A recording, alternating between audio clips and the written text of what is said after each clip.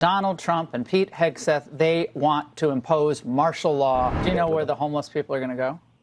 That's not really my lane. Does that mean that you foresee U.S. troops in Mexico? I have a couple clips from Fox News I really want us to take a look at of Pete Hegseth and Laura Ingraham discussing everything from the National Guard in DC to Ukraine to troops in Mexico. So strap in, leave us a like on the video if you can. It helps us out in the algorithm, and let's get right to this with our fact checks ready. Does that mean that you foresee U.S. troops in Mexico in some way, shape, or form? Or are you thinking drone attacks, air attacks? What do you think?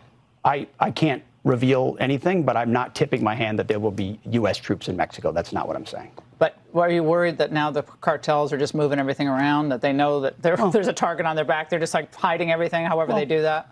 We're watching. Yeah, guys, let's trust the Fox News host with an alcohol problem who leaked classified battle plans to be on the up and up about complex military tasks. It's merit. I mean, every day this administration has some different talks about a country we might be sending our sons and daughters, our American troops into, or orchestrating some military attack on, like Iran with their preemptive attack, right? We covered Carolyn Levitt yesterday saying they don't see the Venezuelan government to be legitimate and that we have ships possibly in the water signaling a regime change could be on the horizon. I mean, for the pro-peace ticket, we certainly haven't seen much diplomacy. We've seen lots of escalation and brazen flexing of the guns just to hope it works out. Not with Putin, though. Of course, with Putin, we're nice and we coddle him. The question of martial law keeps getting raised by the left, that Donald Trump and Pete Hegseth, they want to impose martial law as authoritarians would. Mm-hmm.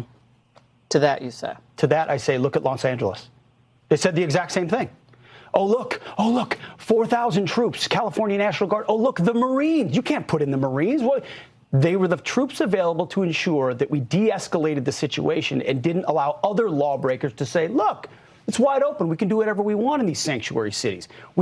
I was told, oh, you're going to lock up political opponents. You're going to go after Democrats, yada, yada. It's the same. Right. I actually agree. Let's look at LA. It's the perfect example. The mayor said they did not need you. The governor of the state said they did not need you. Law enforcement confirmed they did not need you. Protests were in just a couple blocks of the city. There were less than 24 arrests before Trump mobilized the troops, and it only led to escalations once you did. Now in DC, where violent crime has been dropping to the point that Trump himself bragged about it earlier this year and cut their security funding by almost 50%, somehow also needs the National Guard. But he couldn't mobilize the National Guard on January 6th. That was out of his jurisdiction. Meanwhile, all these red cities with crime on the rise and the higher rates of crime, or red states ravaged by gun crime, they're just ignored. And it's just a coincidence that it's all blue areas. I mean, the anti-weaponizing the government against your political enemies crowd is awful silent about this. And the National Guard going to be picking up these tents? So the homeless tents are all over the city. They're on K Street Tunnel. There are some dotting along the area here. There were more before. Some of them have been cleared out. Well, what about those? We're working with the marshals and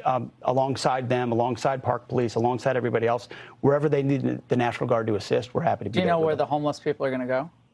That's not really my lane. Yeah, exactly. And it's because there is no answer for that. You gotta love capitalism, 15 million vacant homes and almost 800,000 homeless people. But hey, people are selling homes for record profit at least. They're gonna walk around criminalizing homeless people, picking them up and wheeling them off to camps or prisons or worse, when there is no real solution in mind. There's no long-term goals here. It's just authoritarianism, and people will die as a result. Citizens will be victimized as well. We're seeing the deadliest ice shear play out on beforehand. We've seen tons of citizens tear gassed in LA, who he's saying it's going to be like, and MAGA, who thought that Trump being, tried for sexual assault was a step too far, now of course supports all of this.